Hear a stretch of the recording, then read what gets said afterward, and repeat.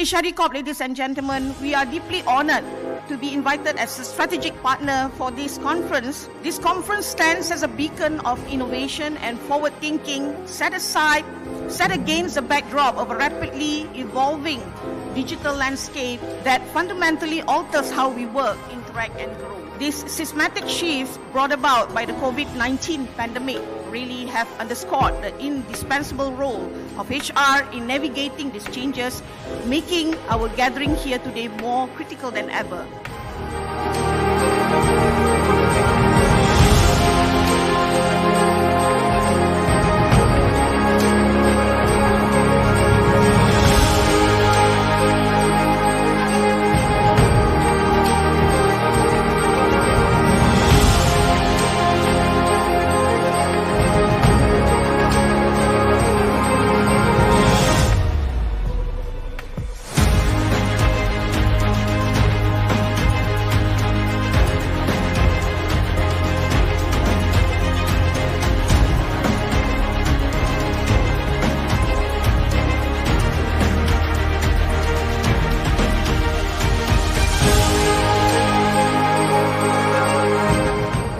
And we like number of people yang datang, the event. It's a very wonderful job done. Even till now, we've been part of many events out in the West and in Europe as well.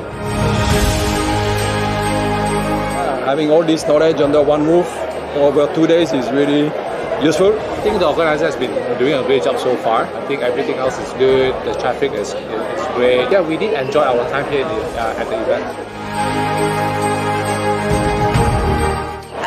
Salute, with how they organize the whole thing, starting from the registration, everything is quite organized, in sequence, in line, and of course they provide even food for everyone. A lot of familiar faces. So dia macam nak satu big reunion macam tu. If it's on again next year, we will certainly be coming back. Scene here in KL is outstanding, and we hope to join you guys again in the next event.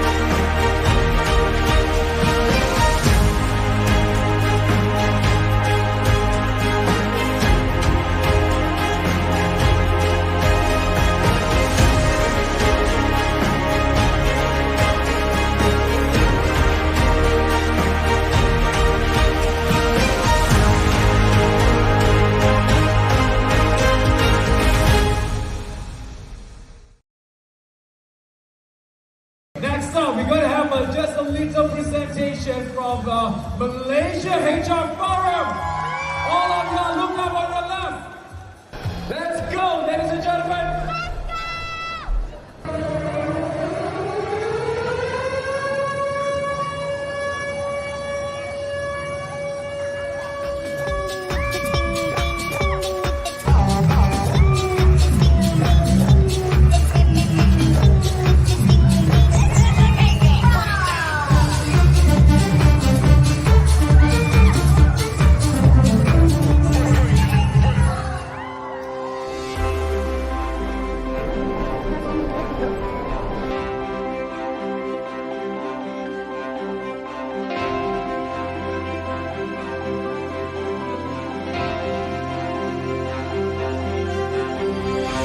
aim to establish a uniting platform for local and international delegates must also be encouraged and inspired to make lifelong learning, which stands at 70.1% as of July this year. 1.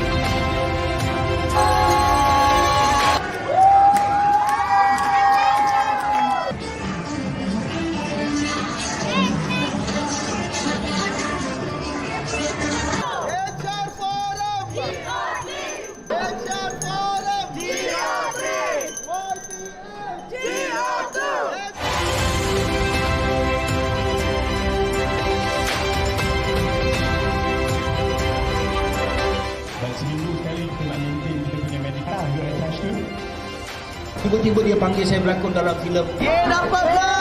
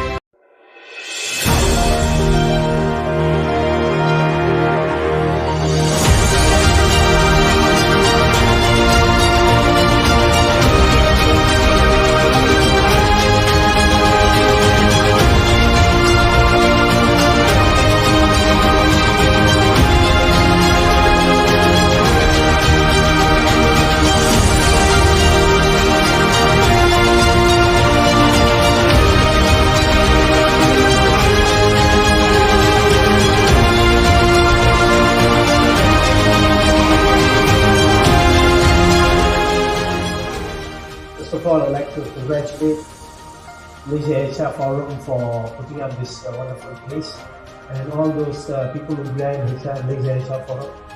Congratulations to you. First of all, I am very privileged and honored to be here this evening. The reason I come here today because I want to give a strong endorsement that the only way forward for the country to progress and the industry to prosper is by learning development. Training centers like this is very important. They are very low cost, high impact centers. And the grants I see is very pleasant, it's very nice. It's maybe not the 5-star standard in terms of the facilities, but in terms of the services, I think I'm sure knowing Arul and the team, they will cater better and bigger than the 5-star services.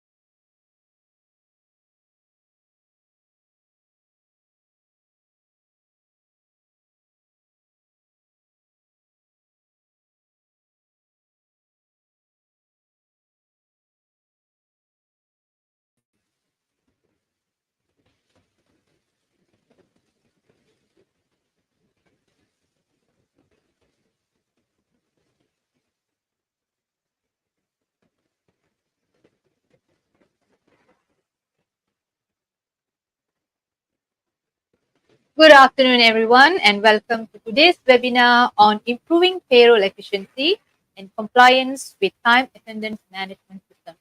My name is Dr.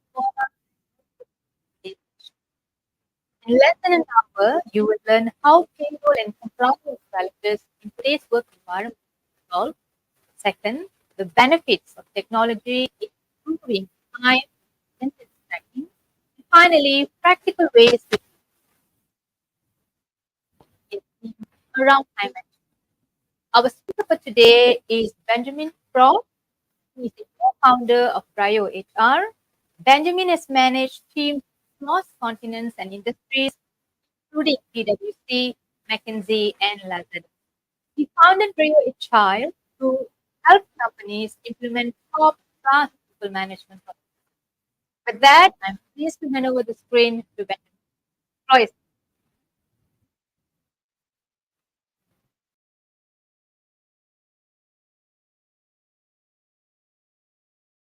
Right. Thank you very much. Hello, everyone. Let me just share my screen 1 second.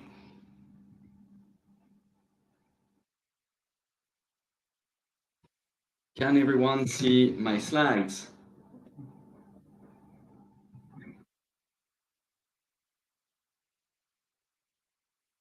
Okay, great. Unless I have notifications from the organization, I think I will just keep started. So again, thanks everyone for joining. Thanks to the Malaysia HR Forum team to help us co-host this webinar.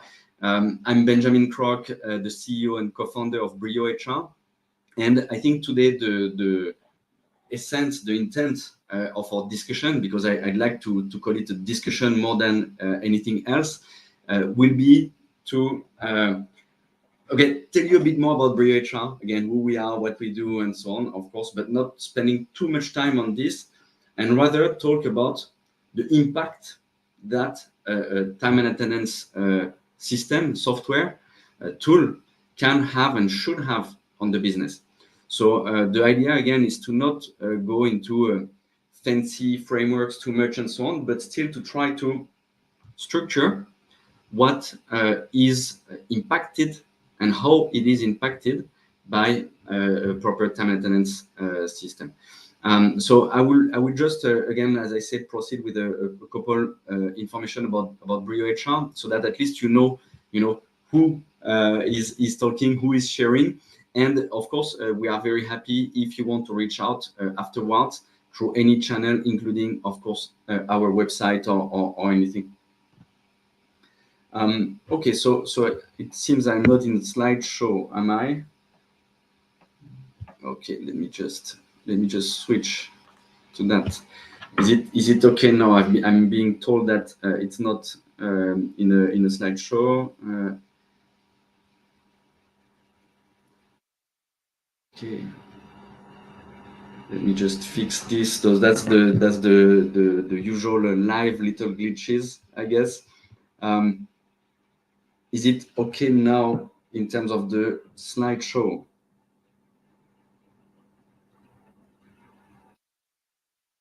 Okay. Okay, right. So I'm not sure what I can do more because it is on my side.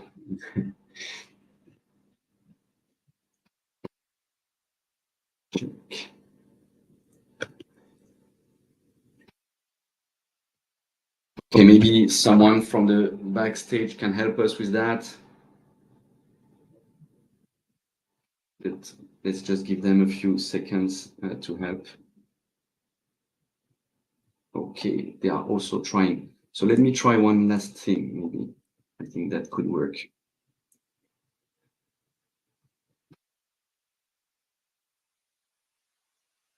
Okay.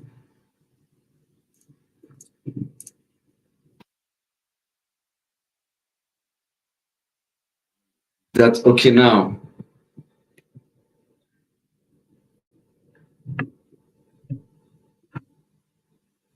Okay, just give us 2 seconds. Okay, seems to be good. So I guess it's much better and much easier now that it's full screen. Thanks for the team for letting me know that actually not everyone could see full screen. So actually, let's get to it with a couple of information about Brio HR. So Brio HR is a Malaysia-based company. We are mostly famous for two main lines of services. One, which is the one we are the most well known for, is the all-in-one HR management software. I will tell you a bit more about it in a second. And we also handle payroll solutions, so namely payroll outsourcing, basically. So we have companies actually globally with their payroll needs. Meaning that if you have, let's say a smaller office, or if you are starting operations in another country, we can also help you taking care of all the compliance in terms of payroll. But of course, our core is still in Malaysia, and typically we have some clients who ask us, to help them while their HR was on maternity leave or anything. So basically, that's just the things that we can help with, and that we love to help with. Brio HR in a nutshell, as I shared, we are headquartered in Malaysia, but we have clients in more than 50 countries. The bulk of them being in greater Southeast Asia / APAC, but we also have clients in Europe, in the US, and so on. More than 1,000 companies use Brio HR, again, very proudly being served from Malaysia. Without further ado, so in terms of the industries we serve, so again, I will not go through all those logos, but I'm sure some of you might recognize some of the logos. I think what's important to highlight is that we help you wherever you are in terms of industry, size, development stage, and so on. So we have clients in the finance industry, consulting, manufacturing, healthcare, with some very recognizable names here as well. Retail, F&B, technology, education, e-commerce, marketing and advertising, oil and gas, travel and hospitality, NGO, HR management, telco, GSS. I mean, you name it. So really, the idea is to tell you that if you require some help, we can. Usually, our clients have from 10, 20 employees all the way to 3,000-4,000 employees, and we can help with all of that. Again, as I said, I will not dwell on this too much. In terms of the platform, what it does, basically it covers the full employee journey. So attracting and onboarding talent, digitizing all the recruitment process, a very popular one, which is the onboarding. There is the second pillar, which is around managing your workforce. So I think that's part of what we will talk mostly about today from the time and attendance point of view, as well as payroll, which will be payroll, leave claims, timesheets, time and attendance, and so on. And of course, the third pillar, very important, about company performance. So this includes employee performance, but also engagement and so on, annual appraisals, KPI monitoring, training management, development plans, you name it. Once again, I will switch very quickly so that you can get to the meat of it. I think what's very important, and maybe even more important for me as the co-founder and CEO, is the fact that, in our opinion, and from our discussions with thousands of clients, of HR professionals, support is as important as the software. So we are very happy, and again, we are talking about actual humans based out of Malaysia, providing an amazing support. And when we created Brio HR, it was really to address two areas. The first was, of course, we were told that the platforms that were on the market would not, be modern enough, complete enough, flexible enough, and so on. But importantly, we were told that there was a huge lack of support. So that's the two angles that we wanted to really focus on, the great platform and the great support. In terms of the outsourcing services, again, the idea is to handle the full process, including statutory contributions, payments, reporting, income tax returns, and so on. And I repeat, the support area, which is, again, very important to us. Okay, so again, switching back to the main topic after this short intro, the idea is really to understand how a good time and attendance management system can help improve payroll efficiency and compliance. But again, I think the reality is a bit more complex and a bit more comprehensive than that. So first, time and attendance is not only for payroll, right? So time and attendance involves the whole organization. And what we see, and I love it because HR can play a very strategic role in that, but what we see is that often HR will be the orchestrator of all the stakeholders, I would say, impacted by the time and attendance. And when I say orchestrator, of course, I'm talking from the very, very beginning in terms of choosing the system, which is extremely important. And actually, it's much more than choosing a system that will help for payroll, but it's a huge responsibility, a strategic responsibility company-wide, which is We will choose also, by doing so, the system who will basically help us manage the day-to-day operations of the company. So literally, like, the core of the business is managed by this system that we are assessing. So in terms of the key stakeholders, of course, we have the employees. It's very important for them to have, for example, visibility on shifts. And I will mention here and there a few examples of what is important, what we think is important in the software. But again, compliance touches everyone. So first, having visibility on shifts. What does it mean? Knowing what you are supposed to do throughout the week. Where will you be assigned? Which branch, which production line, which machine, and so on and so on.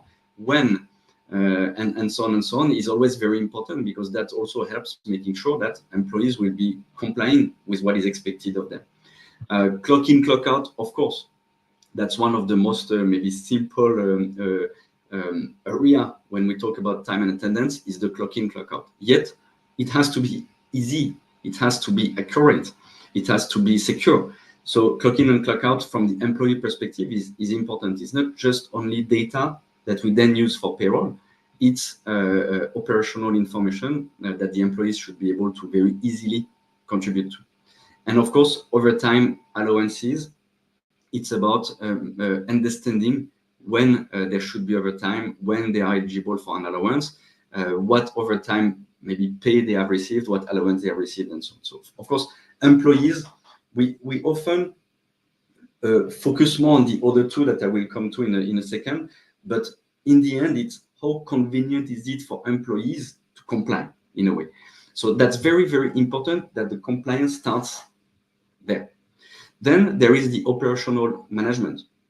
We can talk about production manager, restaurant manager, like branch manager. It can be like the people who are directly linked to the employees, the first supervisor, maybe the second supervisor level, all the way through the top of the organization, because as we will see, it's also about how efficiently we use the company resources. So when it comes to operational management, real-time resource availability, you open your store, you expect 5 people, and only 4 come in. Like, you need to know very fast, and you need to be able to react, and so on. And of course, management, again, I have 20 people, I have 10 branches. How do I manage the different timings and the different people allocation to the different jobs that needs to be done, and so on.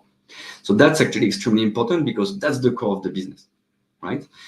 Often, when we talk about time and attendance, and once again, from the perspective of compliance, there is a lot of discussion about fraud prevention. So I'm sometimes in endless discussions about this when we talk to clients, and I always insist on something, is that a time and attendance system can help a lot, but in the end, it's not the only way to prevent fraud. So it's still very important to have this in mind, that of course we need to make sure of the accuracy of clock in, clock out. Is it actually real, genuine, the right person in the right place at the right time? Have they clocked out right after they worked, or maybe they were chit-chatting for 2 hours before clocking out, and therefore there should not be an overtime? All those things are very, very important, and a good system can help narrow down the risk of fraud. Of course, again, in the end, very few people fraud. Very few. That's often the conclusion when we discuss about this with our clients, with our partners, and so on. And often the whole discussion is around, yeah, they will try to fraud, they will try to clock in on behalf, they will try to many things. The reality is that in the end, when we probe, when we go deep, usually 1 or 2 cases of fraud happen in the past, and that's why the emphasis is on fraud. So again, it's very, very important, but it's far from being the only thing. And what's very important when we talk about fraud is that the managers, the supervisors, are also involved from the human component in order to make sure that people are doing what they are supposed to be doing. Because again, if the only objective of someone is to fraud, they will find a way.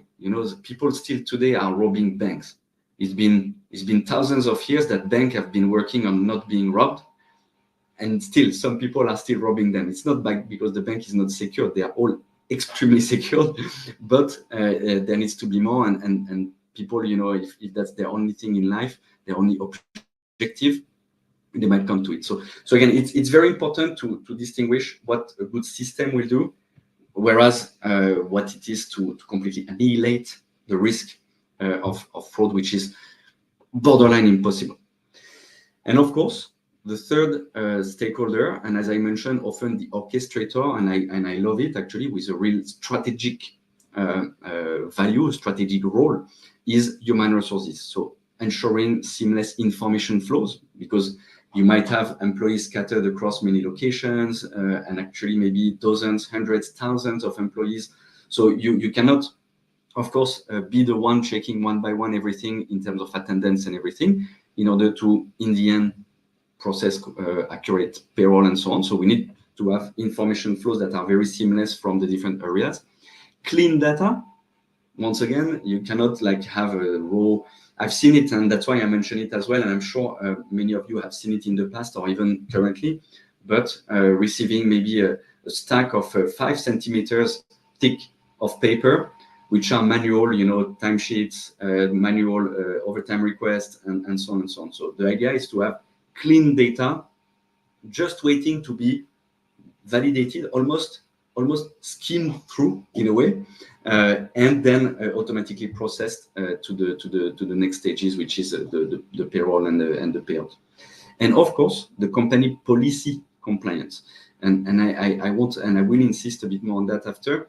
The company policy compliance, which is a different type of compliance. We often think, when we talk about compliance, we often think about the Employment Act. Of course, it's extremely important, or other, laws and regulations, like the tax rates on different pay items, allowances, is it taxable or not, and so on and so on. But this, I would say, the regulatory compliance, I would not say it's easy. I think it's not. It's a bit, convoluted at times, depending on the items, but it's clear. And often it's stable. At least it doesn't change day to day. It can change fast. Like this month, we experienced a change in some SOXO rules and that were actually applicable right away this month. So that's of course something that can evolve. But at least for a certain period of time, it's fairly clear cut with tables and so on and so on. Whereas the what we don't talk about too much, even though it's important for all of us, of course, is the company policies. So the software should go beyond regulatory compliance, but helping adapt, adjust, customize almost to fit with your company policies. Okay, so I want to introduce this simple time and attendance matrix to highlight a few dimensions of time and attendance compliance. Of course, we can see here that, as I mentioned earlier, it touches operations. Of course, it touches very big on payroll, and there is also a reporting dimension. And all those three can be looked at from different perspectives. So I just talked about the compliance, which is itself cut in two: regulations, regulatory compliance, and company policies compliance. And the two are extremely important, because the company policies is also usually what will make sure that the company, again, productivity and performance overall will be fully achieved. Regulatory, that's the law, no question about that. And there is also something that is around process management. And this is kind of linked with the policies, but not in terms of compliance, but more in terms of applying those policies, applying those processes in the most possible efficient way. So, of course, the content that is inside this matrix is not supposed to be comprehensive. It's just to highlight, again, a couple items. So if we look first about the regulatory compliance, there is items around maximum OT. So when I say operation, sometimes it also includes the Employment Act. It's not only in the payroll. The Employment Act is a bit pervasive in a way, but basically a maximum number of overtime, like a number of hours worked in a given week, consecutive hours worked without having a rest day or needing a rest day before continuing. Again, those are some high-level examples to illustrate the different categories of this matrix.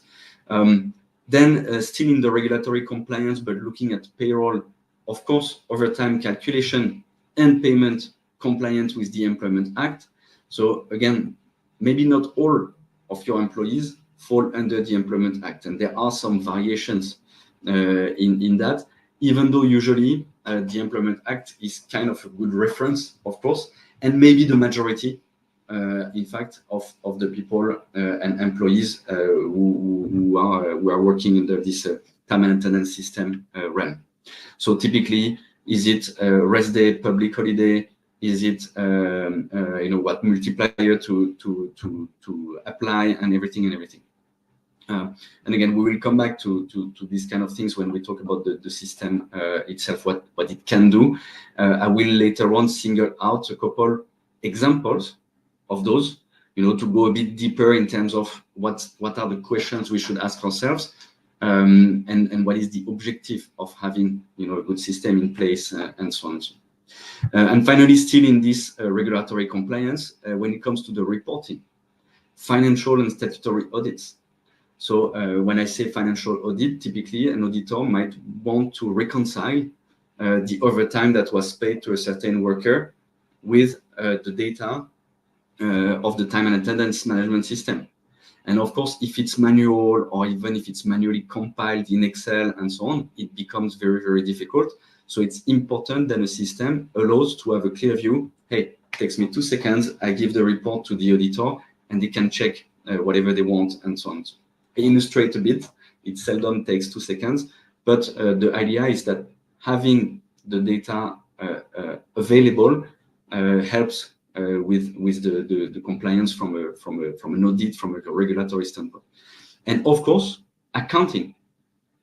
So accounting, usually there will be some cutoff rules, which are often like practical, but there will be also some very clear rules, like accounting regulations, accounting rules, that will say that you can capitalize certain costs and certain costs you can't, like maybe some that are more on the R&D you can capitalize, and so on and so on. So it's very important to understand who spent how long, how many hours on which activity, in order to be able to then provide all the elements that in the end the accounting team will need. Okay, so that's some examples of regulatory compliance and everything. I think the other two is basically where I maybe would say that we could spend more time in a way. The first time is around the company policies. Again, just because of their flexibility, in fact. The policies, when it comes to operations, we are talking, as I was referring to earlier, about fraud prevention. Like how far the company wants to go, which has not much to do with the regulations, how far the company wants to go in terms of preventing fraud, right? And this is a choice. It really depends on the perceived risk. So for instance, if we know that we have a good middle management team in place in each of the stores, in each of the plants, in each of the locations, then we might say, okay, we need a limited fraud prevention levels, because the manager will be able to see, who is here, who is not here, what they need, and so on and so on. But of course, many companies, they will want things that involves a lot of geolocation, geofencing. Again, we will talk about more this, but again, there are many different ways to prevent fraud when it comes to time and attendance. Of course, real-time attendance. Real-time attendance is one of the keys as well, because it makes sure that managers can react fast, once again, if someone doesn't come when they are supposed to come, if someone calls in sick on the morning itself before starting the shift, and so on. So this is compliant, because you need to make sure that people who are supposed to be here are here, and you need to make sure that if they are not here, you know it fast enough, and you are notified that they are not here. You can see in real time that they are not here, so that you can take action. You can take action in terms of, maybe having some lateness that is accounting for and maybe results in some penalties of some kind. It can happen. Maybe it's just about saying, okay, this employee is not here for a certain period of time. Then we say that after 30 minutes, they will be considered absent, and an unpaid leave will be automatically applied, for instance. So again, the idea is that a good system should help you monitor real-time attendance and automate the consequences of the real-time attendance. If you're in, kind of. But if you're late, if you're early, is it overtime or not? If you're too late, do we wait more? Do we consider that you are out for the day, out for half day? There are so many things that are depending on your company policies, but that needs to be facilitated by a good time and attendance system. And then, of course, attendance rules. So attendance rules, I touched a bit on it, but let's say that we have a work day from 9 a.m. to 6 p.m. with 1 hour lunch break. Then you could say that's it. We just want people to be at 9 to 6 with 1 hour lunch break. Or you could say people can come 1 hour before from 8 a.m. onwards, and maybe they can leave 1 hour later. Or you could say, pretty much everything you want. They need to clock out for the break or not, and so on and so on. So each company will have different policies, and it's almost an infinity. That's the whole challenge, right? It's almost an infinity, the complexity of rules, depending on the exact industry. Is it construction? Is it logistics? Is it a restaurant with a lot of client facing? Is it a retail, a store, a shop with also a lot of client facing, and we need someone to be there to open the store in the morning, and so on and so on. So there is no set rules as for the regulations, which are kind of almost, I would say, even though there might be some nuances, the same for everyone. So that's really the main difference between the two, is that this is a management decision, and the needs can differ depending on how big, how small, which industry, and so on and so on. In terms of the company policies for payroll, how do you manage the overtime? Some prefer to have a lot of pre-approved overtime, and then the system should automatically consider it if the overtime is pre-approved and if the clock-in, clock-out, corresponds to the pre-approved overtime, then maybe that should flow to payroll. That's to ease the processes. Some companies prefer the post-approved overtime with the ability for the manager to approve or reject the overtime. In this case, the system, once again, should make it easy for everyone, like, as I said earlier, removing the paper and so on. Then it's a bit similar for the allowances and benefits. It should be flexible to cater for different cases, but also, of course, auto-calculated. If I take the example of a simple example, maybe of a night shift allowance, then people who are on a night shift should automatically be attributed a night shift allowance for that specific day that they have worked in. Again, the important is always flexibility, yet automation, and that's not easy. And systems are really not all cut from the same cloth. Like some time and attendance system will differ from others. Again, because some will be specific to an industry, will be better for smaller type of businesses, maybe less than 10 people, and so on and so on. So it's important to really assess that, because in the end, the premise of all we are discussing is that it's so complex, so many people, so many rules, so many days in a month in which different things can happen, and so on, that if there is no proper system, it's almost 100% sure the company is not compliant. Once again, I'm not talking again from a legal standpoint, but in terms of the policies and the processes that are defined. There is just too much information, and managers will often say, I don't have time, so I will just approve this or that, or I will just reject, but then the employee is not happy. So it really depends. Finally, on the policies, the reporting. So cost control is a bit similar in a way for accounting, but it's more internal again. So some companies want to assign the overtime or even the hours worked in general to specific production lines, to specific activities, to specific workstations, and so on. So it's very important that based on what you want, you can have the information you need to provide to those respective departments. So I know we have this typical factory who needs to know exactly with a different cutoff time than the payroll, by the way, who needs to apply exactly the right number of hours and so on of every single employee to the right cost center, in fact. So all are typical things that we need to do. And obviously audit trail for OT approvals and edits. So typically you don't want the time maintenance system to become a bottleneck for the organization. You want to provide a mix, a right balance of control and flexibility. Too much control and it becomes a bottleneck. Too much flexibility and in the end it affects the compliance.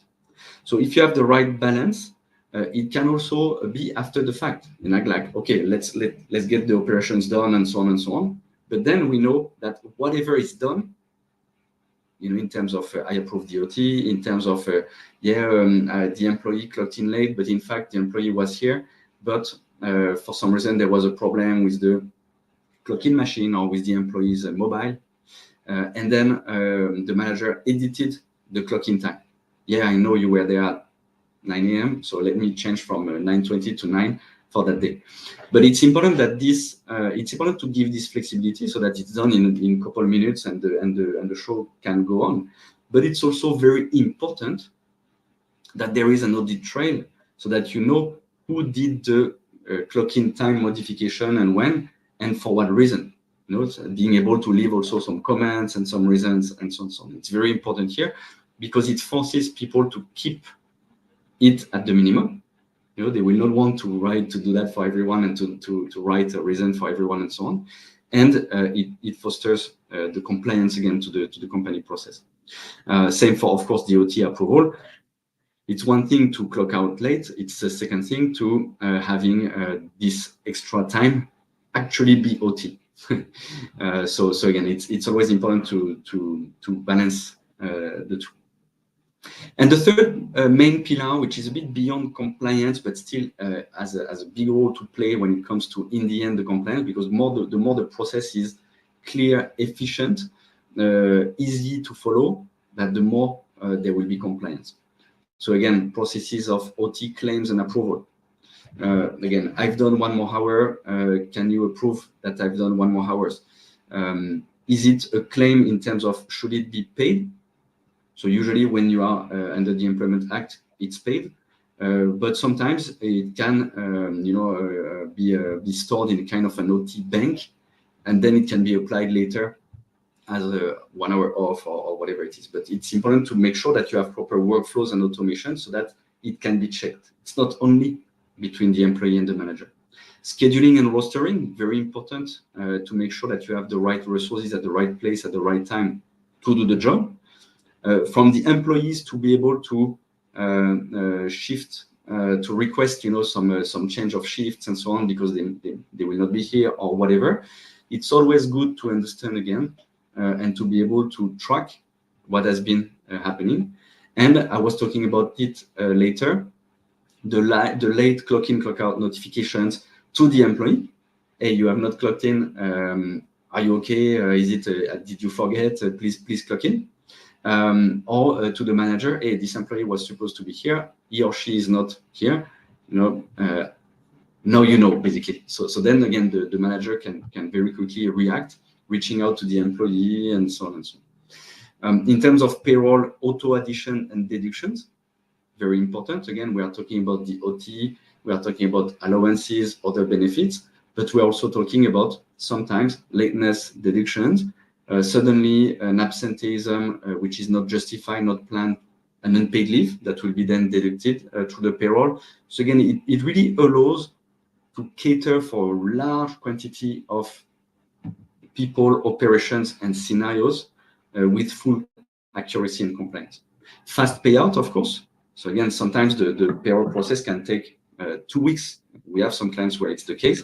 Of course, if all is automated and all is centralized and flows seamlessly, as I will talk about in a minute, then we are sure that the process in the end will be much more efficient for everyone. So then in the case that there are some, edge cases, of course, it makes it much easier to focus on those, because the bulk of it, 95%, will be fully integrated and automated.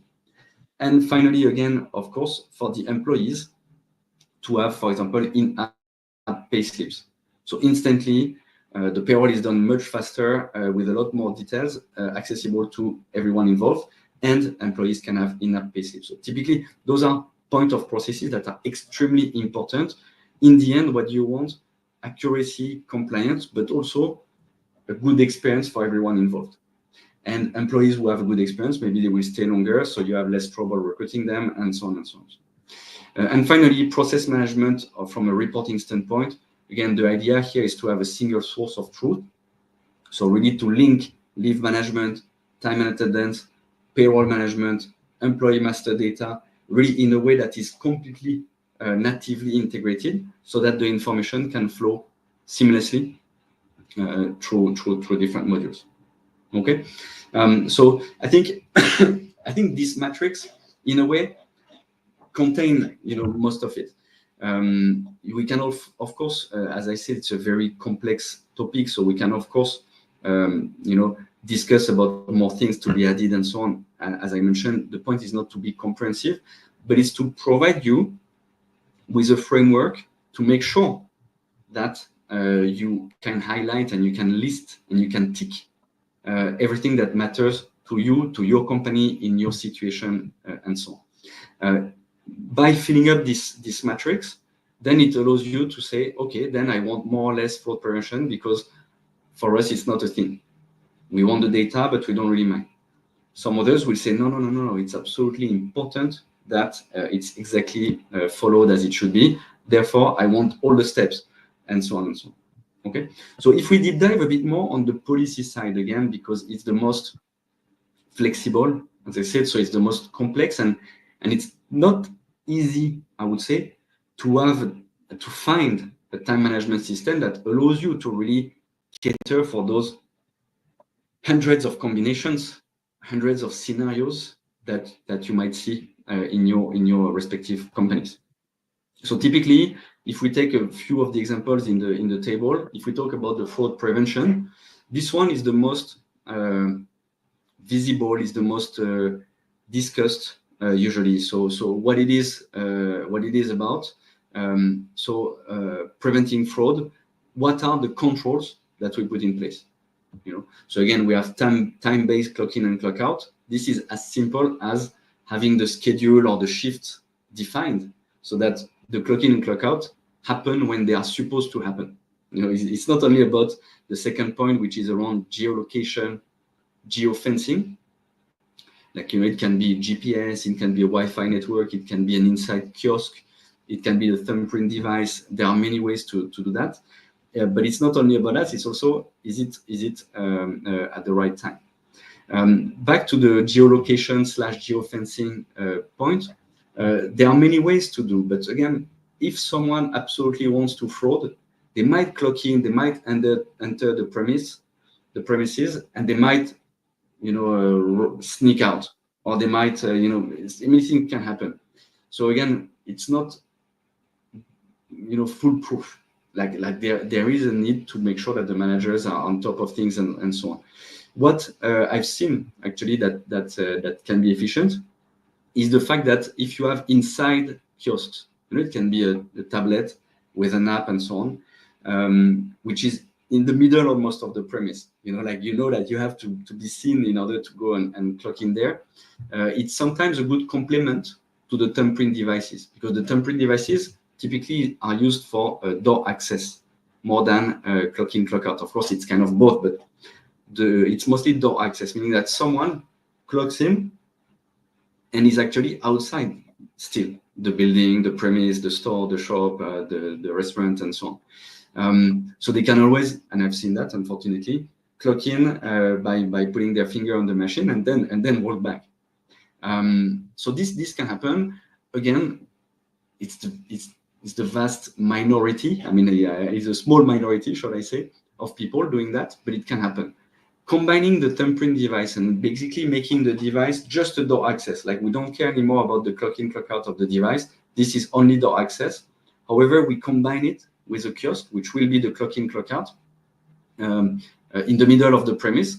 Then this gives you more assurance that once people are in the middle of it, in the middle of all the colleagues, in the middle of with the manager and so on, I mean, the risk that they then sneak out, it's a bit less. It's a bit less.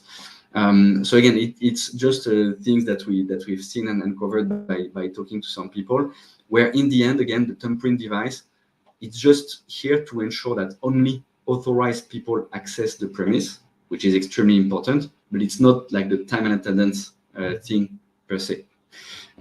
Facial recognition and also mobile device used. So again, when we talk about facial recognition, we always have discussions around, can they, have a photo of someone else? Can they, there are so many things that someone who wants to fraud will think about. So the idea is to make sure that we combine a couple points. So the last one, mobile device used, at least ensures that, again, you have the right person with the right device, like with the right mobile, so it avoids mobile swapping and so on. Clocking at the right time from the right place. Okay, right time, right place, right person.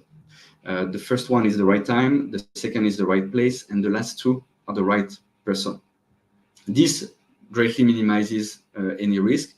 And here we are talking about employee compliance to company policies and company resource management. Okay.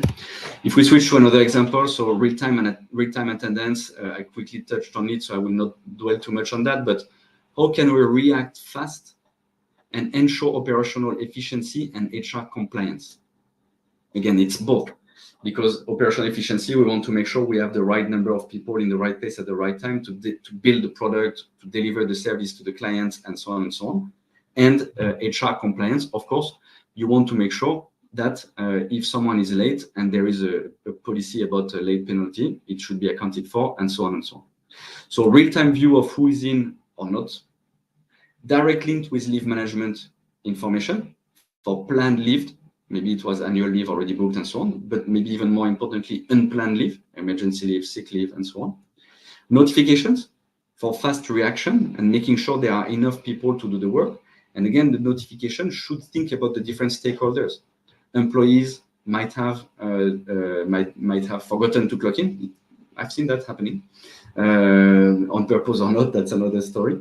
Then some managers need also the notification, but then it's more to make sure that they have again the resources that they need to run the business, and then management of no-shows, absenteeism, actions to take related to compensation is kind of linked with what we just discussed. Okay, so the objective here is to ensure operational efficiency and HR excellence, which have an impact, which is around delivering the service and product to the ultimate clients, and also make good use of the company money in the end. Like you don't underpay, you don't overpay, basically. And we'll see that along. But when it comes to payroll, there really is a topic around process.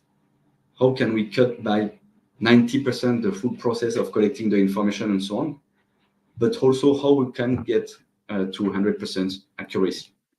So that's the next item, which is the payroll accuracy. How do we make sure we don't under or overpay? So again, there is OT approval, there is pre-approval, OT post-approval, with an effective tracking of the day the OT occurred. So there is absolutely no manual discussions. Of course, there is a review to adjust, but it's very, very clear, based on the numbers, based on the data, that there should be an OT here or not, and everyone is notified. So you don't have to count, you don't have to manipulate paper, and so on and so on. Then you can see who has approved, And of course, all the calculation is based on preset criteria: compensation, public holidays, rest days. I mean, anything that can impact the overtime calculations and compensation. So it's very important that the time and attendance system, by being a system, will do literally 95% of the accuracy. Then the other 5% is to say, hey, the system tells me that there is an OT pending approval here. So then the manager, and if not, maybe the HR, maybe the payroll manager, will have to make sure that this OT is approved or rejected before it goes to payroll. But it cuts the number of activities to be done by 95%. And the calculations, again, 100% automated as well. Then same for the allowances and benefits to be tagged to specific shift patterns and behaviors. So it's very good, and actually it's much easier to have extremely clear rules to get, let's say, a night shift allowance. When is the allowance triggered? Is it something that is given per hour of overtime, per half shift completed, based on punctuality over a week or a month? Like, okay, it's per day, but it's only work if you have zero lateness in a full week or in a full month, for instance. And the idea behind having those clear rules preset in the software is that, once again, the application of the rule then will be flawless, because it's combined with what we've seen earlier about the fraud prevention and so on. So the idea is really to make sure that you give clear instructions to the time attendance system, so that 95% of everything will be 100% accurate and require much less attention. So 100% accuracy through clear rules, good review mechanism, and automation. Again, having the clear rules in the system also improves the visibility for the employees. And once the employees are clear about what to expect or why something happened, a deduction or anything, then it also makes it much easier for HR and payroll management, because you have many less questions to answer. They are all kind of pre-answered in a way by the software. Finally, productivity and resource management. How can we ensure the business runs efficiently? So again, ability to analyze the overall team attendance behavior from best to lowest performers when it comes to attendance, punctuality, and so on and so on. Ability to perform cost allocation. We were talking about it earlier, by documenting location, activity, workstation. If I take the example of a restaurant, which restaurant to do what, maybe cooking, which workstation, maybe the egg station, for instance. And then having the ability in the system to assign a specific activity / project and so on really helps down the line to again comply with the company's objectives beyond the sheer rules of the business, and ensure that all operational managers are on top of their teams when it comes to OT approval. Like, all the work is kind of automated in a way to track the hours and have the real-time attendance and so on and so on. So everything is facilitated. So now they are empowered in a way, because they have a case by case to review a few things, but they don't have to do everything. And the fact that they have to review, that they have to kind of sign off, which often is the case, of course, keeps them on top of their budgets and everything. So again, the objective here is to really help provide strategic insights as to how company resources can be best leveraged. Okay, maybe to finish, I will quickly highlight a couple of things on the process management part, a couple of examples to go a bit deeper. But basically, very simple: removing paper, automating workflows. What are the possible gains? It's incredible. I mean, just yesterday I was talking with a company. They have 50 sites, 50 sites all over Malaysia, and they have devices to clock in with the thumbprint, but there is no system behind that.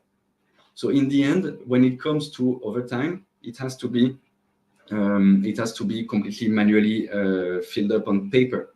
Then the employee will have to get to the box. Usually there are some templates that are printed, right? I'm sure it will speak to many, Then they will fill it up. They will give it to the manager, to the supervisor. The manager will have to kind of approve. Every week or maybe every month, it will go to the level 2 supervisor, who will compile everything. Then it will go to the HR, or in paper or in Excel. If it's in Excel, the HR will review everything. If it's in paper, the HR will actually key in to make it on in Excel. And then it will be one by one imported into the payroll software. I've seen that many times. So the gains are huge, actually. The gains are huge. Managers can adjust their shifts and roster real time on mobile. So if you have someone who is absent, right away you can have an action that basically will make sure that the staff is informed that actually he or she is required on a specific day, with all the information at their fingertips in terms of who is on leave, who is late, and so on. So really, managers can really have a very strong grasp of their operations.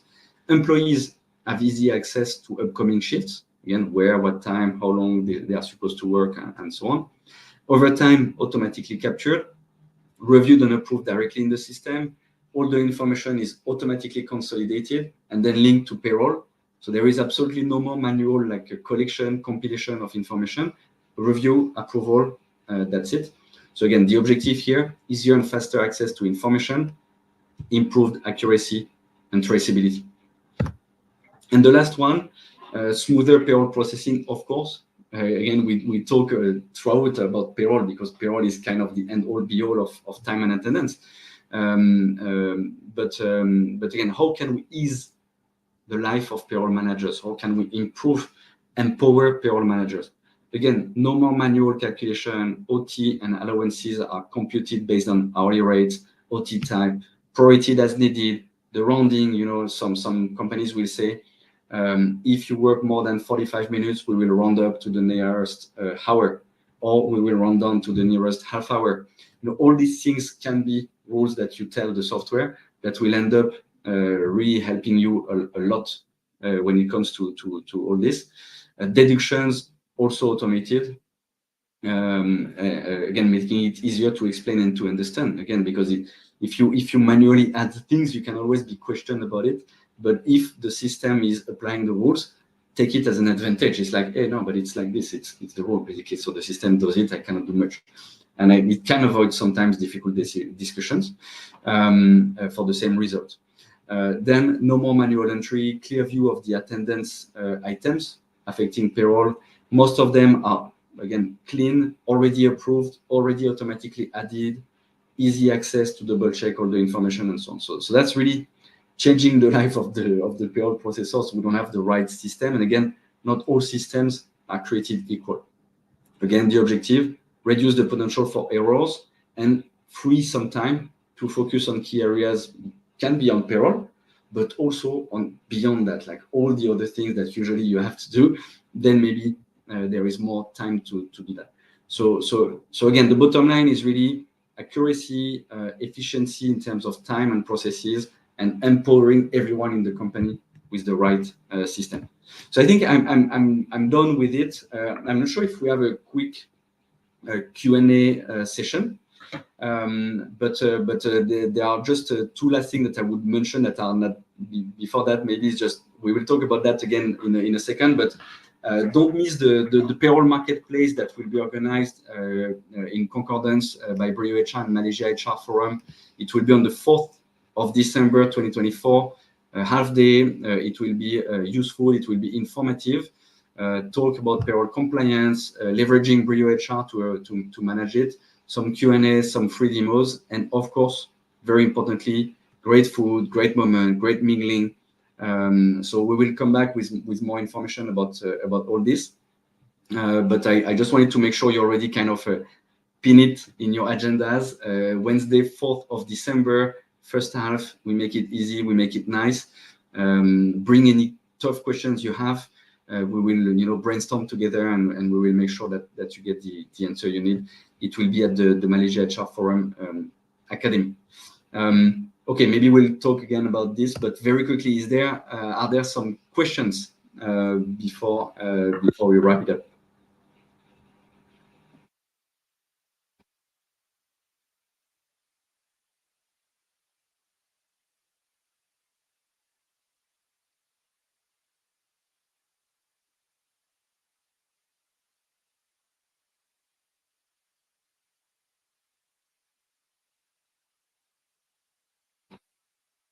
Right, let me check.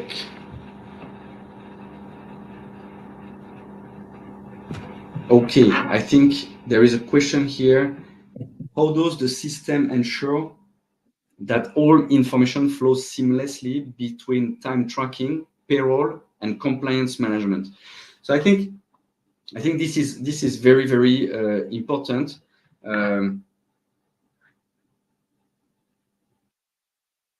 Just one sec. So this is very important indeed to ensure that the integrity of the information through the different modules. So I think what's very important is to make sure that all the different modules that are involved. So here we are talking mostly, not only, but mostly about time and attendance itself, leave management, and payroll, right? We are talking mostly about those three. So make sure that it's as natively integrated as possible. By natively integrated, I mean, and it's the case of Brio HR, so that's why I'm insisting on this a lot. But it's very important that that you know and that you have comfort in the fact that the vendor, the supplier, the software has been built all together. Again, there might be some software that are a patchwork of acquisitions, like a software doing something and then acquiring another payroll software company and then patching the software together, for instance. This can happen, and often this is the cause of issues. Another case that is similar that we've seen is some software, and again, you don't really see it, it looks the same, but you will have some companies with which will leverage basically a white label kind of payroll partner. So the software, again, you don't see it because the white label will have the same colors and everything, but typically you might have some issues down the line because the integrations between the two, they are not like native. They are not completely bulletproof. And usually you can see that in many aspects. You can also ask the vendors and so on, but you can also see it because sometimes you have to log out and log in or kind of change the account you're using and so on to go from, let's say, the HR components like performance management or so on, even time and attendance and so on, to payroll. So you can see that. The second thing, so first make sure that you do your analysis on this to make sure you don't wrongly choose something that is not completely natively integrated. The second part, I would say, is, of course, there is a track record, if I may say, a reputation of the vendor, depending on, do they have a lot of clients? Do they really understand about, the country, the regulations, and so on and so on? So, of course, that's important to understand. And also, you can, if you're still not fully comfortable, you can always, run a couple tests, easy tests. Like, you have a scenario in mind, and you make sure that, this plus this plus this equals this, and you make sure that that the software returns the same answer. On that part, just to finish, I would say that the risk is small when it comes to when you're sure that everything is integrated, when you're sure that the vendor has some experience and some local presence and so on. It's always up to you, but we have seldom seen big issues or big complaints around that. And again, I have a couple of names in mind that I will not name because I don't think it's the right avenue to do so. But it's always good to to check, maybe talking to a few friends, but also maybe make sure that you run your couple tests. Okay, so I hope this help address the question. But yeah, and feel free again to reach out to me, to us via LinkedIn, via our website and everything, www.briohr.com. If you have more questions down the line and so on, and we are very easy to answer. I think there is another question around how to register to attend the conference. So actually, this is kind of a early preview of the conference, but I think very soon, check your inboxes and check on the Manage HR Forum, groups in Facebook and other channels. But we will actually be able to communicate all the modalities. You will just have to register and then show up with a smile, and then we can spend a good time.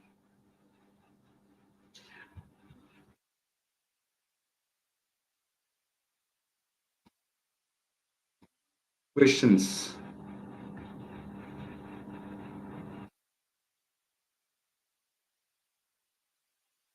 So there is a question about the country coverage. So the country coverage in terms of payroll, basically it has two different dimensions. When it comes to the software itself, meaning that the payroll module that you will be able to operate by yourself with your internal payroll team and so on, we cover fully Malaysia, fully Singapore, and we are about to add 2 more countries, and we will do some announcements very soon in the region before adding more after that. So stay tuned for the news. Today, full-fledged Malaysia, full-fledged Singapore, in terms of the software, very soon a couple more. But the second dimension is around the payroll outsourcing. We actually have coverage everywhere. So in some countries, in many countries actually in the region, it's directly us. So the advantage for you is that even though the software itself, it's not operated by you, it's us doing it as payroll outsourcing, you can still have all the countries, then one software for all and one single point of contact for all. And for this, we cover every country already in the world, so or directly ourselves or with a trusted network of partners. But even when we work with our network of partners, it will be a single point of contact for you. So there is no difference. It's super easy to manage and so on and so on. Okay, more questions.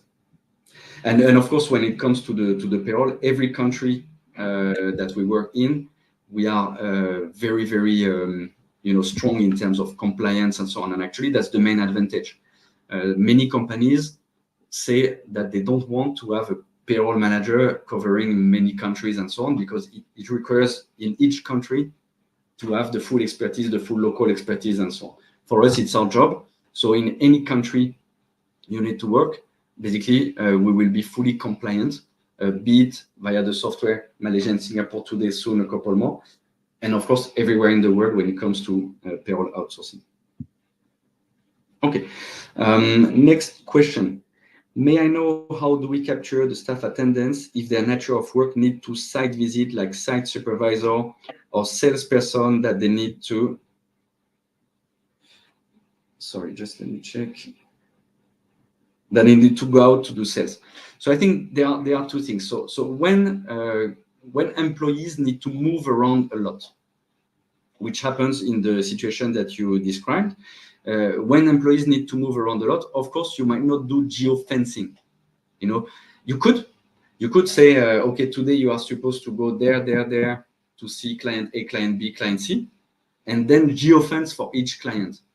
But we have found this not to be necessarily practical, because sometimes they will meet at the client site. Sometimes they will meet in the restaurant nearby because of whatever reason, it will be over lunch or these kind of things. So it's not always practical to geofence. But even if you don't geofence, you can still geolocate. So you can still have maybe the supervisor checking that the salespeople they were where they were supposed to be and so on. So you still have the ability to log and track the different clock-ins in the different locations if you want, right? So we see that from time to time, and it's a way to do. So again, it's a bit impractical to pinpoint and geofence very specific locations. Okay. So how do we manage? Next question. How do I think we will choose the number of questions at some point. How do we manage time and attendance if the staff has flexible working arrangement?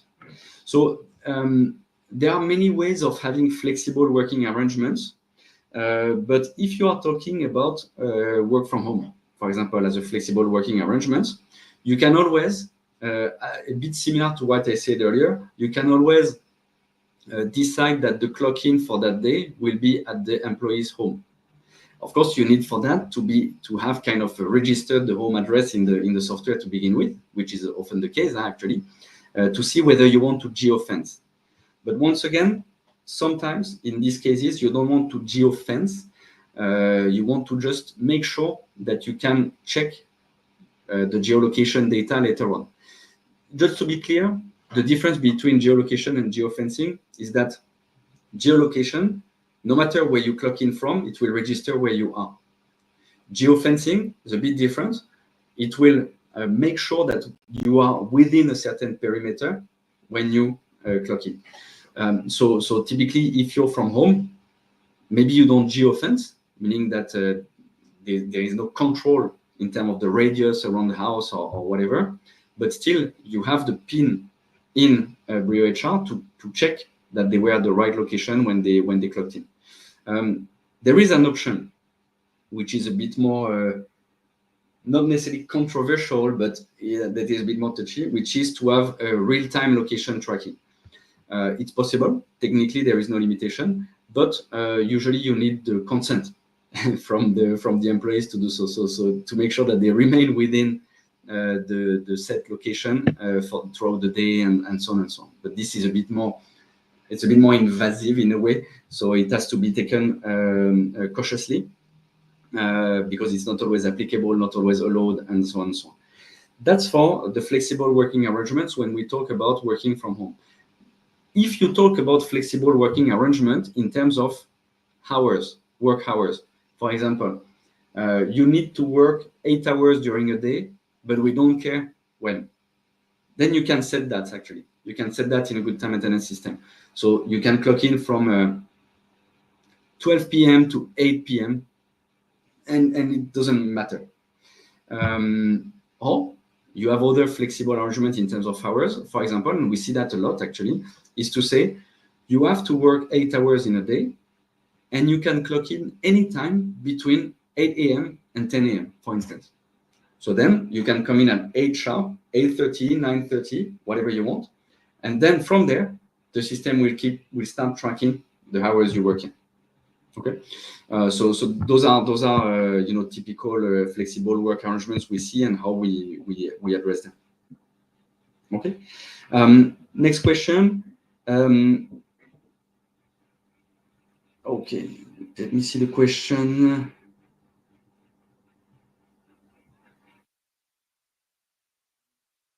So it's more an experience sharing, I guess. So I experienced a time when I worked in a local university. The thumbprint system records clock-ins and clock-outs to keep track of proximity, meaning only by being within the designated compound, the person then can clock in. How practical is this to prevent fraud? Does it indirectly affect one's trust? I talk a lot exactly for that reason about the fraud prevention, is that at some point, there needs to be trust. There needs to be. If there is someone you absolutely don't trust, the problem is not the system that is being used. So indeed, there is a topic around fraud and trust. It kind of goes hand in hand. The more you have trust, maybe the less you need fraud prevention, and so on. Having said that, there are businesses who are highly dependent on the presence in the premise of the employee, in the exact right premise. Typically, a restaurant, a retail store, a construction site, so a plant, a manufacturing plant. So yes, obviously here in this case, you can, you make sure that you have the geofencing, which can be it works the same as the device, as you say, because the device requires you to be there to actually put your thumbprint. But it's the same for the geolocation, geofencing, and so on and so on. And this can be absolutely necessary because in the end, if you operate a restaurant, you need someone on site, on time, to welcome the first clients, and so on and so on. Then I've seen also a lot of cases where it doesn't really matter for the work to be done. I mean, whether the employee works in different offices of the same company or from home or from the office and so on. Some will want to geolocate. Some will say, I don't really mind. If the work is done, I will see it. If the work is not done, I will see it. So I want them to clock in, but I don't really mind where, mostly to know that they are actually doing something, but not necessarily to know exactly, where they are and so on and so on. So it really depends. But at BHR, we are very big on trust. So I indeed consider this a major topic. Okay, next question. I think this is similar from what we've seen earlier from YouTube. How can we ensure that employees such as business development managers are meeting clients or vendors outside the office as part of their job responsibilities? So there are it links to one of the questions earlier, that you can enable full-time tracking, or you can ask them to clock in every time they do a meeting. And you can say, okay, I will not do the full-time tracking because, as I said, again, it's a bit more contentious. But you can say you still need to clock in every time you have a meeting, so that we want to make sure that you are nearby the client site and so on and so on. You can say then, we consider that if you don't clock in, there was no meeting. So if you were supposed to do 5 meetings and there are 3 clock-ins, then we'll just consider you're short of 2 meetings in terms of your KPI or whatever that you were supposed to do. By doing so, typically the employee will make sure they clock in everywhere they are. Then, if they clock in next door, in the restaurant next door to the client site, are they with the clients talking about business or not? And that comes back to a couple of things. It comes back to 2 main components, which is trust. Is it a good employee? And most people will actually do what they are supposed to do. And second, performance. If someone who is supposed to meet 5 clients a day lies, assuming this happens, lies and only meets 2 clients a day, typically the sales performance will be affected. So then maybe from there you can go back and you can say, hey, you really had a super low quarter. What happened? Maybe let's see a little bit, what was your activity? And the beauty is that you will have the information you need. You will see how many times they clocked in. You will see for the times they clocked in, where did they clock in from? And therefore you can have this discussion. But the end is really to say that if there is trust, again, 90% of the time it will be genuine and so on. However, if there is no trust, at least the software helps you doing a factual and objective, data-based, investigation in a way. So that's usually how we see that. So the next part of the question is we also don't want to give the impression that we are practicing micromanaging or not trusting them. What would be the best approach to handle this situation? So this is actually very important and very linked to my point about performance. In the end is, okay, you know what, we trust you. You have this KPI, you have done it in the past, you have achieved it, others have achieved it, so we know the KPI is not the problem, we know the KPI is real. Of course, you need to give your best to achieve it, but you can achieve it. If you are 80-90% of your KPI in terms of results, okay, let's have a discussion. Maybe we will not call into question the meetings you have done or not done. Maybe there is a economic environment, maybe there is whatever it can be. Again, discussion happens. If the employee has missed 20%, has reached 20% of the objectives, which is kind of low, then you might say, let's have a more serious discussion.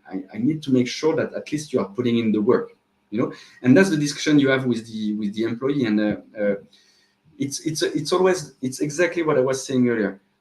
The more you track, the more you have fraud prevention measure in place, the less you rely on trust. So if you want to demonstrate trust, if you want to showcase trust, it's about moving the cursor a little closer to trust. So moving the cursor a little bit more to performance compared to pure geolocation, facial recognition, and so on and so on. So it's a cursor. There are 2 extremes, and I think it's best to find the right positioning closer to one or two extremes.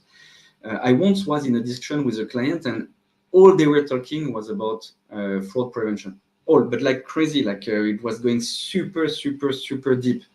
And actually, having the salespeople going around and everything was topics we discussed actually, asking always, oh, can we geofence on the client web or on the client side? Can we all the things like this?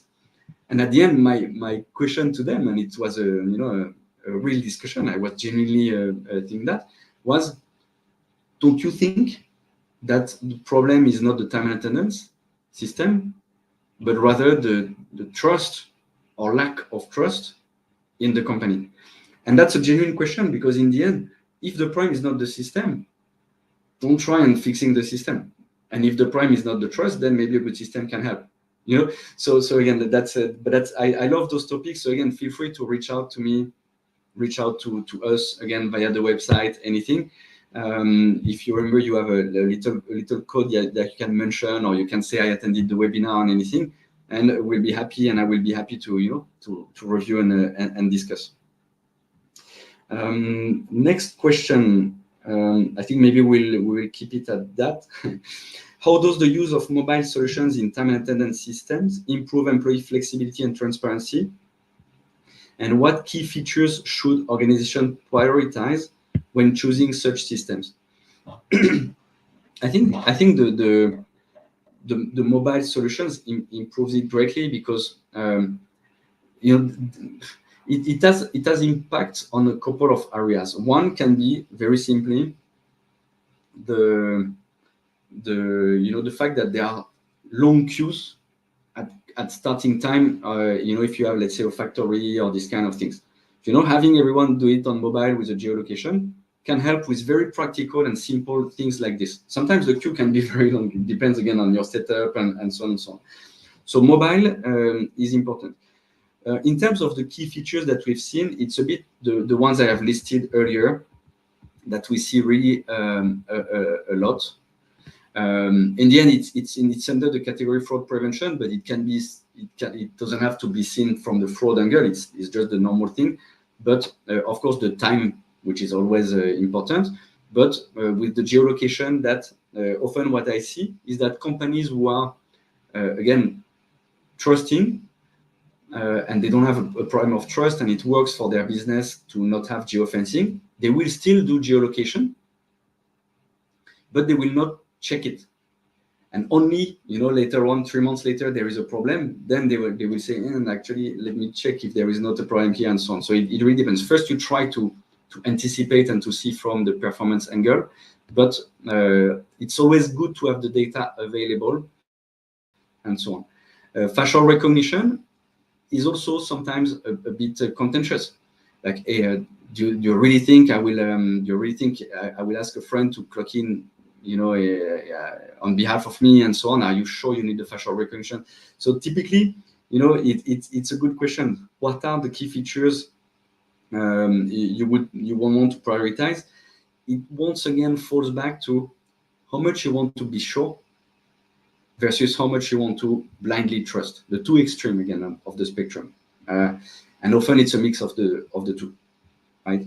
So yeah, it's up to you. But in terms of the flexibility and transparency, it's amazing actually, because everyone is more comfortable with that. You can still, if you have a location sensitive business, you can still have a thumbprint device at the entrance to make sure that door access is protected. You don't want anyone to enter and so on, so you can still have that. But then manage the time and so on with the clock in and clock out app, because again, it's much more real time. It's much more, it's much more modern as well, and it links even to employer branding and so on and so on. In the end, the key features is really the flexibility in terms of, can you have your own rules in terms of overtime rounding or these kind of things automated. It doesn't have to automate everything, because sometimes it might not exist something that can really automate everything. It depends how complex are the rules in your organization. But at least the bulk, what takes the most time, what is the most complex to manually check and so on, ideally you would want to make sure that the system you choose automates those, right? I think last question, can the system integrate with other software or tools for more complex payroll structures, and how does it manage such integrations? So even though I'm from Brio HR and the talk is generic, I assume this question is a question about Brio HR, so I will answer from that perspective. So in terms of integrations, yes, it can integrate with other softwares or tools. I would say it depends which ones, very simply. And also there are very different way we can integrate. There are APIs, like the automated integrations, so which are important in some aspects.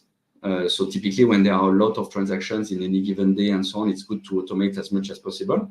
But when it's only necessary to have, a weekly sync, even a daily sync, one time a day sync, weekly sync, monthly sync, and so on, then the API might be too heavy as a solution for that specific case.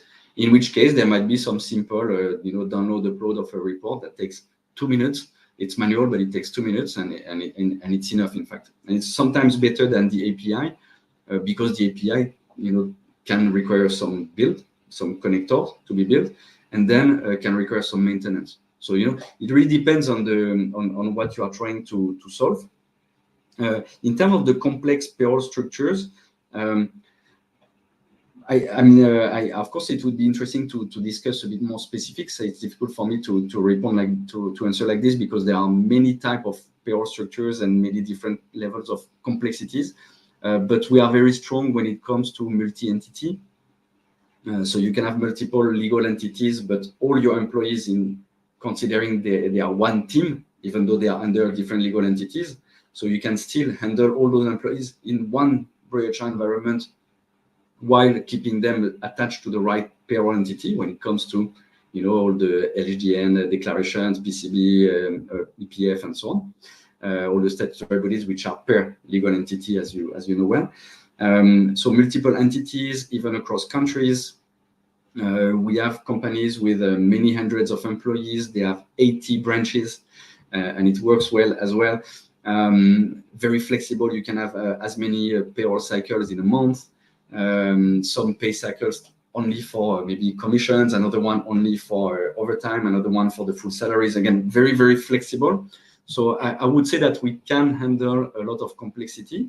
But again, I would love to talk about that. And if you remember, if you reach out to us with this little code at the bottom here, Malaysia HR Forum Brio, so MYHRF Brio,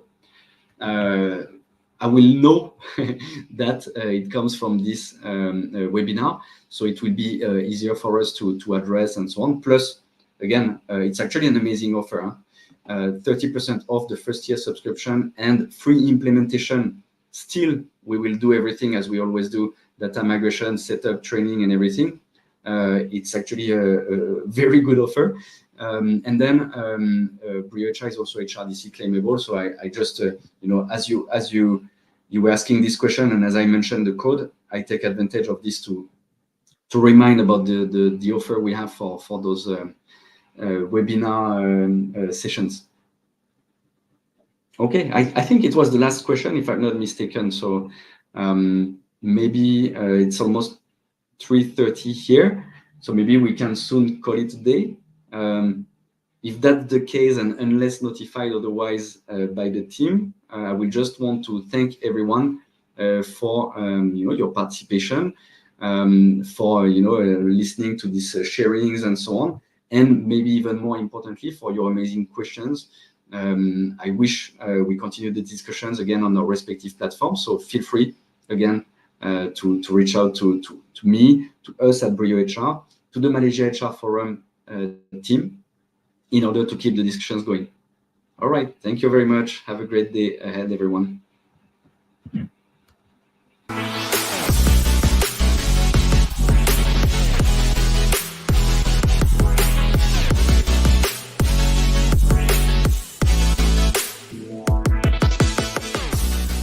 Okay, my name is Sulaiman Hussein.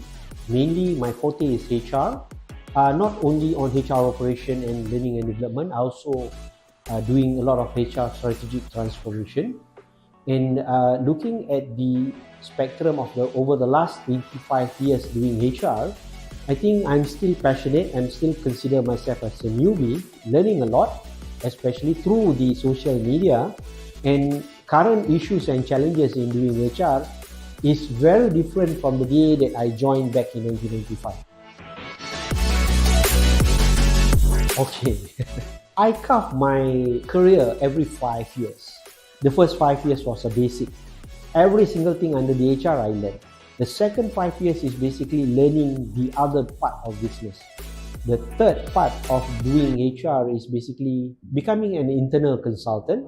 Now I'm in the fourth phase where I start to love to train people because the knowledge that I gather, even though not that much, it can be used by others. One, to learn. The other one is also not to make the same mistake some silly mistake that I made earlier.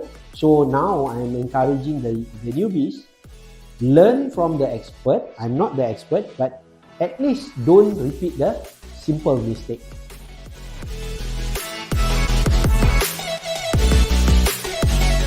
I will always ask, if people ask, I will always go back to these three. One is the employment law. Second one is the performance management system. And the third one is basically system, HR system. People feel it a bit awkward. Yeah, I have done a lot of system migration from manual to system, and also automation, dashboard. So that's another part that very rare people know about me, but I do a lot of HRIS. And my original paper during my degree is basically HRIS in Malaysia. Assalamualaikum. My name is Sulaiman Hussein. I'm a trainer for Malaysian HR Forum. Do join me for HR for non-HR, disciplinary, and lines of HR topics. Come, join me.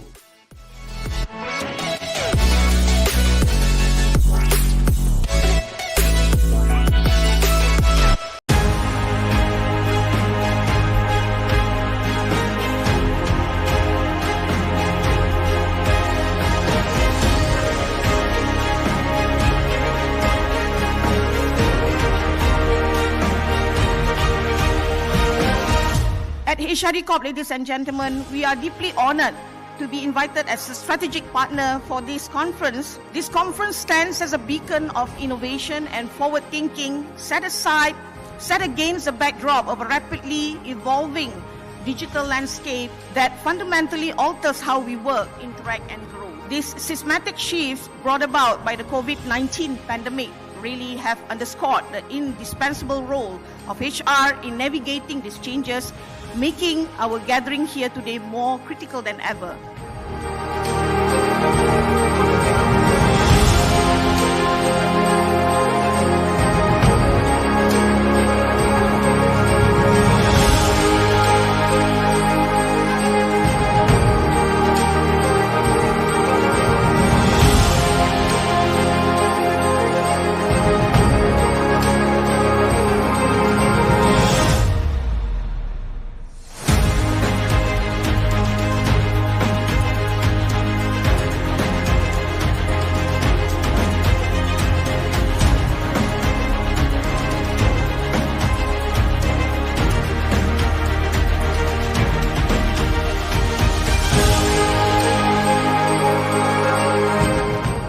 And we like number of people yang datang, the event. It's a very wonderful job done. Even till now, we've been part of many events out in the West and in Europe as well.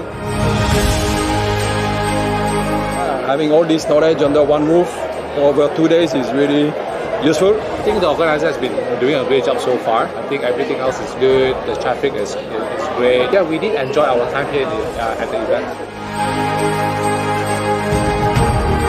I'm actually quite salute, with how they organize the whole thing, starting from the registration, everything is quite organized, in sequence, aligned. And of course, they provide even food for everyone. A lot of familiar faces. So dia macam nak satu big reunion macam tu. If it's on again next year, we will certainly be coming back. Scene here in KL is outstanding, and we hope to join you guys again in the next event.